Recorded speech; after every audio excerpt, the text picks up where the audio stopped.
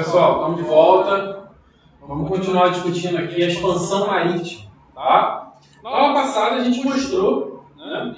Como é um equívoco achar, tá? Como é um equívoco achar que os ibéricos, ou seja, Portugal e Espanha, foram os únicos líderes dessa expansão marítima. Tá? E aí a gente mostrou como a expansão marítima, tá? Como a expansão marítima foi um fenômeno, né? Um exercício internacional. Exercício internacional no sentido de que reuniu pessoas e recursos,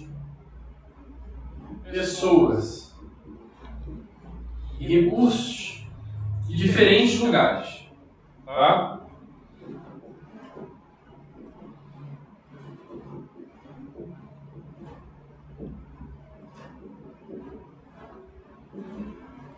Certo?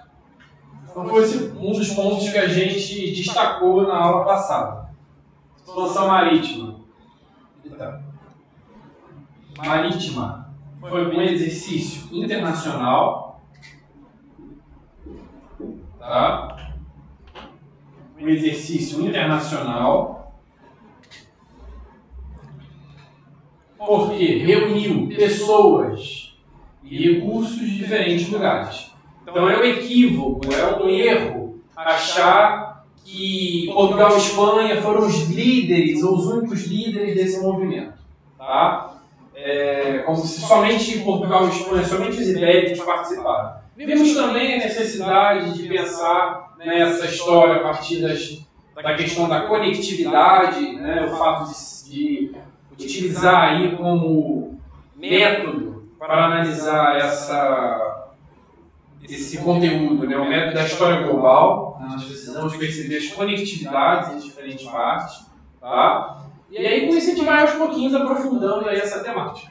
Apesar, contudo, né, de fato, Espanha e Portugal não serem os únicos participantes de todo esse processo, é evidente que Portugal e Espanha teve aí uma participação importantíssima. Né? Teve uma certa centralidade. E a gente precisa compreender, né, por que Portugal e Espanha, qual é a razão que explica que Portugal e Espanha tiveram essa centralidade. Por que se costuma falar de Portugal como pioneira da expansão comercial? A bem da verdade, tá? Vou apagar aqui. A bem da verdade, tá? Nessa história da expansão marítima ainda precisa ser melhor reescrita, tá? Já tem excelentes historiadores aí atualmente, trazendo boas contribuições, mas a gente ainda precisa ter muita coisa ainda para estudar, muita coisa para explicar. Tá? Mas enfim, a gente precisa ter toda a cautela. Por exemplo, há alguns historiadores mais atuais que dizem o seguinte: olha, a expansão marítima, você pode dizer que ela se inicia ali a partir de 1312, quando nós temos a redescoberta, né? Redescoberta que possivelmente antes já se tinha conhecimento, mas a redescoberta das Ilhas Canárias. E essa redescoberta não vai, digamos, abarcar exclusivamente aí países ibéricos. Tá? Você vai ter a participação de outros reinos, de outras dimensões políticas. Beleza. Então é importante falar aí dessa questão da descoberta das Ilhas Canárias. Mas, classicamente, quando a gente fala em expansão marítima, a gente coloca a datação de 1415, que foi a conquista de Ceuta pelos portugueses. Tá? A conquista de Ceuta pelos portugueses. Ceuta é uma cidade, né? Era uma cidade mercantil e manufatureira importantíssima no norte da África, no atual Marrocos, tá? Que Portugal conquista em 1415, sendo essa data classicamente vista como o início da expansão marítima portuguesa. O início dessa expansão marítima. Tá? A bem da verdade, claro, né? A redescoberta das Ilhas Canárias em 1312 também foi importante para a constituição desse mundo atlântico. Tá? E alguns autores, como disse agora, colocam o início dessa formação desse mundo atlântico não com a data de 1415, mas 1312, com a redescoberta das Ilhas Canárias. Tá? Mas aqui também a gente precisa pensar na questão das provas e dos concursos, e classicamente a data de 1415 é aquela que inicia esse processo de expansão marítima, né, com a conquista de Ceuta, que era uma cidade importantíssima, uma cidade mercantil, uma cidade manufatureira no norte da África, tá, que foi conquistada pelos portugueses. Tá? Cabe, sem sombra de dúvida, nós percebemos o porquê que Portugal e Espanha, por que os ibéricos possuem essa centralidade? Por que Portugal foi, né, é considerada, né, a pioneira desse processo de expansão marítima?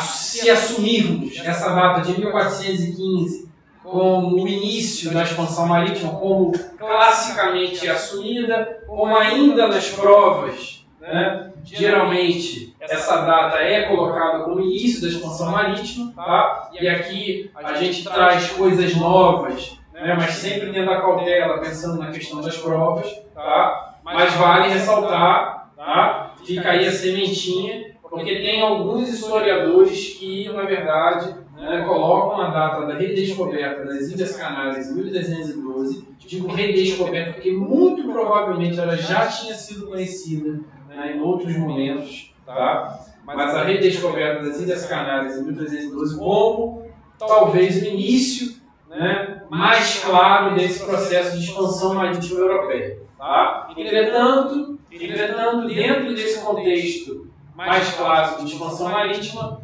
1415 é a data do seu início. Tá? Então a gente vai ficar aqui com 1415. Tá certo? A gente vai ficar com 1415, mas lembrando dessa ressalva em relação às Ilhas Canárias. Porque as Ilhas Canárias têm, isso daí é unânime, as Ilhas Canárias têm ali uma importância muito grande dentro desse contexto de formação do mundo atlântico. Tá? Então, 1415, Portugal chega a Ceuta, é a data de início, né, a data clássica de início da expansão marítima portuguesa. Então a gente precisa compreender por que foi Portugal. Por que Portugal? Tá? Por que Portugal foi pioneiro? Por que Portugal e Espanha? Por que os ibéricos têm essa centralidade dentro desse cenário da expansão marítima? Então vamos para o slide.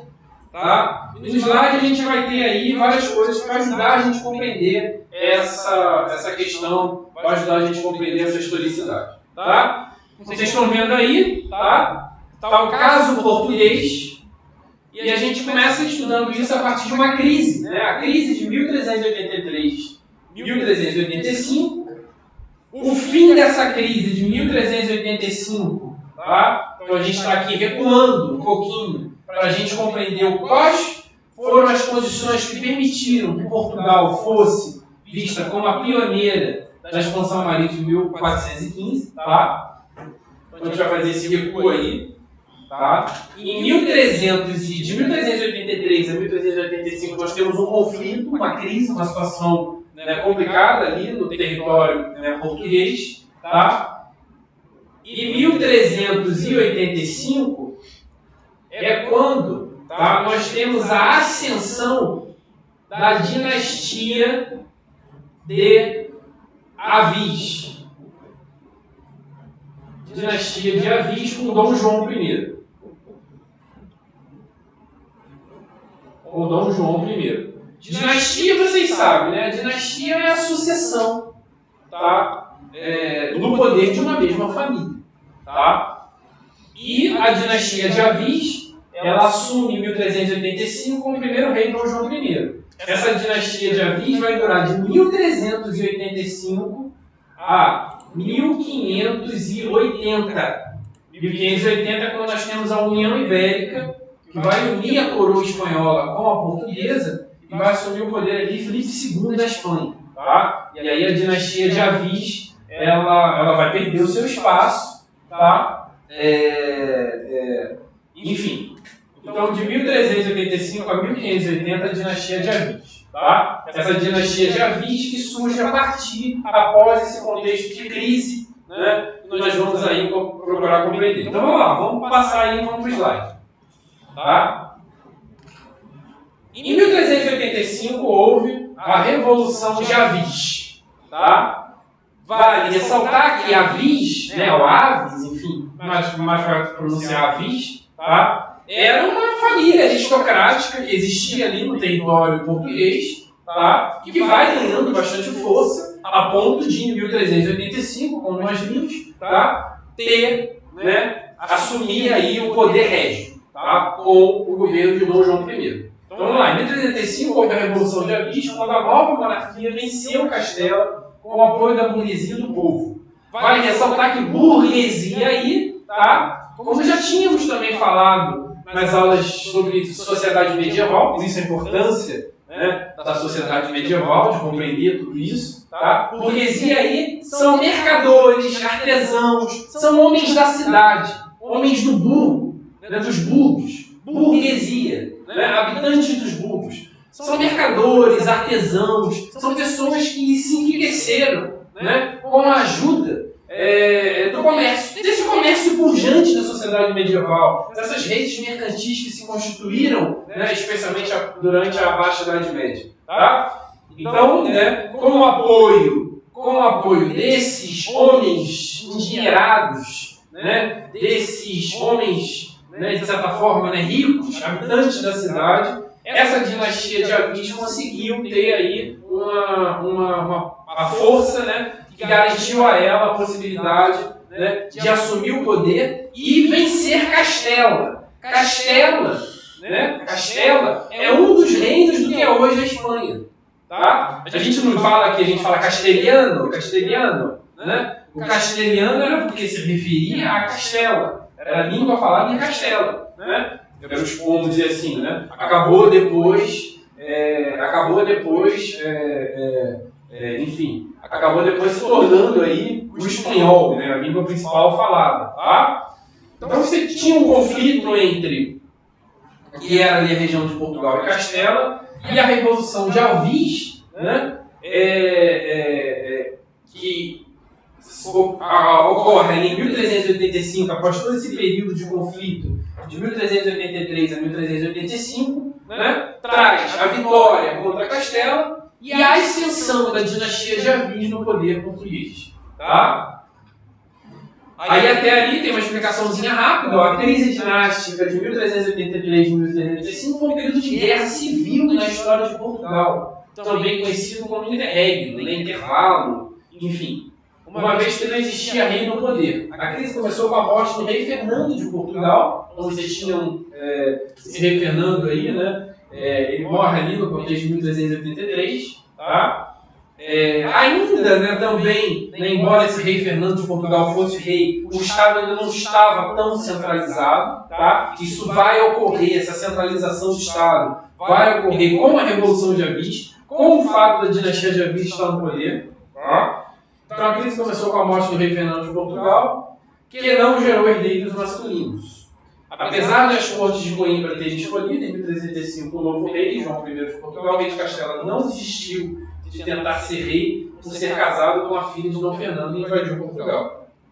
O exército castelhano era muito mais numeroso, mas mesmo assim foi derrotado na Batalha de Aljubarrota. Foi essa Batalha de Aljubarrota que selou a vitória portuguesa contra os castelhanos, tá? O rei de Castela era muito comum, como vai acontecer aqui também, né, na chamada União Ibérica, tá? Em 1580. Mas era muito comum, muitas vezes, ter, né, casamentos, proximidades de parentela que poderia dar ensejo para que muitas vezes um rei, né, de um outro reino, como é o caso aqui de Castela, ainda não é de Espanha, vale ressaltar, tá? Para que um rei de outro reino, de repente, reivindicasse o trono de um outro reino, tá? Já que não tinha herdeiros masculinos, no caso aí de Portugal.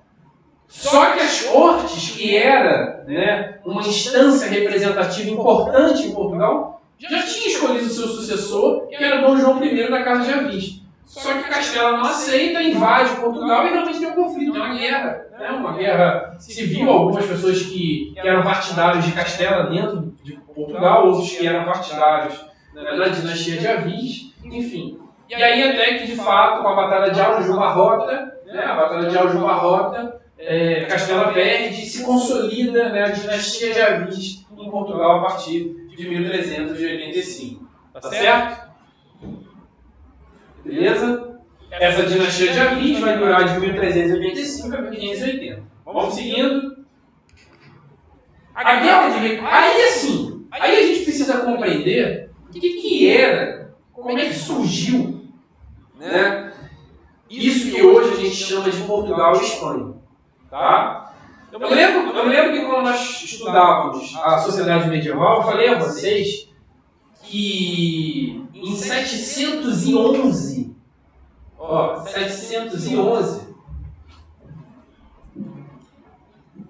os muçulmanos invadiram a Península Ibérica. Formaram lá um califado, tá?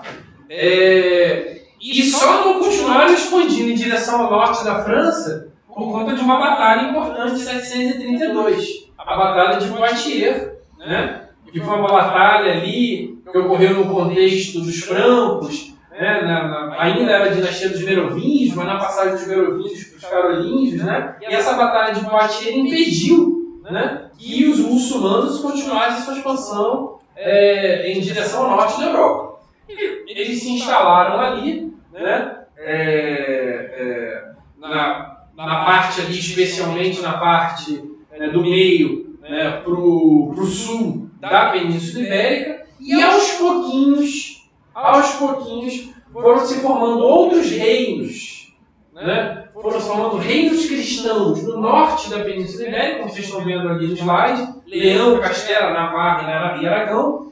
E esses reinos serão reinos que vão se expandindo, eles vão se expandindo em direção ao sul da Península Ibérica, né, através daquilo que ficou conhecido como Guerra de Reconquista, ou seja, a retomada da Península Ibérica pelos cristãos. Tá? Nós vimos que antes de 711, antes da chegada dos muçulmanos na Península Ibérica, a Península Ibérica ela era comandada por quem? Ela era comandada pelos visigodos, que eram cristãos. Tá? E esses visigodos perderam espaço quando os muçulmanos, né, chegam e conquistam a região ali, boa parte da região da Península Ibérica, tá? A região de conquista dos muçulmanos da Península Ibérica foi conhecida como Andaluzia, Al-Andalus, tá? Mas, a partir de um determinado momento, os cristãos também vão procurar recuperar esses territórios, né? Recuperar essa Península Ibérica, essa boa parte da Península Ibérica perdida pelos muçulmanos. E essa investida, essa ação foi conhecida como Guerra de Reconquista. Essa Guerra de Reconquista, ela atravessou, né, uma boa parte da história da Península Ibérica. Vejam ali no slide, a Guerra de Reconquista foi a luta de cristãos contra os muçulmanos na Península Ibérica entre os séculos 12 e 15. Vejam quanto tempo foi, né, para retomar todo esse território que tinha sido de domínio dos muçulmanos. O último bastião árabe, o último bastião, né, dos árabes muçulmanos, dos muçulmanos da Península Ibérica, foi a região de Granada, que eles perderam em 1492. Tá? Que os castelhanos conseguiram expulsar os muçulmanos em 1492, o último bastião muçulmano na Península Ibérica. Então, realmente, nós podemos dizer que de 711 até 1492 os muçulmanos estiveram presentes na Península Ibérica. É evidente que tantos séculos de presença muçulmana, né, na Península Ibérica deixaria marcas históricas importantíssimas, né? Na nossa própria, na língua, na cultura, na arquitetura, né? na Constituição mesmo, enfim, até da própria, se formos parar para pensar, né, até do próprio processo de miscigenação, muitas vezes, que ocorria assim, entre cristãos e muçulmanos. Tá? Entender a história dessa Península Ibérica é entender a história da presença desse povo muçulmano existente aí na Península Ibérica. Como vocês conseguem verificar ali, né, nós temos ali os reinos de Leão, Castela, Navarra e Aragão se uniram para enfrentar os inimigos mouros, né, que eram vistos como inimigos. Né? E todo esse processo de reconquista, de retomada da Península Ibérica, né, contra os muçulmanos foi o que acabou desencadeando, originando, né, aí novos reinos. Tá? Vejam que ali não tem Portugal ali. Vocês conseguem perceber? Esse mapa é uma representação aí do século XII. E ali não há Portugal. Não há Portugal. Nós vamos ver que Portugal vai surgir exatamente desse processo de reconquista, tá? Vai surgir exatamente desse processo de reconquista a partir de um condado, né? Ou seja, região de domínio político e econômico de um conde, né? A partir de um condado vai surgir Portugal. Tá? Então aqui, ó, veja aqui no mapa, foi nesse contexto que surgiu o Condado Portucalense, que foi o embrião de Portugal a partir da doação do rei de Castela. Então veja, que foi nesse contexto que surgiu. Que contexto? O contexto de reconquista. Aqui tem um mapinha, né, da expansão islâmica, né? De todo esse processo de expansão islâmica desde 632, passando aí até o século VIII, né, do século VII e VIII. Mas enfim, foi nesse contexto que surgiu o Condado Portucalense. Né? Um condado que surge no contexto de reconquista, de retomada desses territórios. No primeiro mapa ali, está ali, ó. Vocês percebem que a parte árabe, né, que está ali como o Califado de Córdoba, é maior e vai diminuindo. Em amarelinho ali, no amarelinho claro, seria justamente essa região, tá, do Condado Portucalense. Veja que ali está dito, por isso que eu disse que era muito importante estudar a sociedade medieval, para compreender várias coisas. Veja que ali está dito, o Condado Portucalense foi o embrião de Portugal, a partir da doação do rei de Castela. Aí abaixo diz, o costume feudal determinava a doação de terras aos nobres mais guerreiros. Ele está falando de quê ali? Ele está falando da relação feudo-vassálica. Da relação feudo-vassálica. Relação feudo-vassálica, que era uma relação entre nobres. Então era comum, né, você ter o quê? O feudo, a troca do feudo, em troca de o quê? Em troca da fidelidade. Então o Condado Portucalense, ele vai surgir nesse contexto. O Condado Portucalense, ele vai surgir nesse contexto de uma doação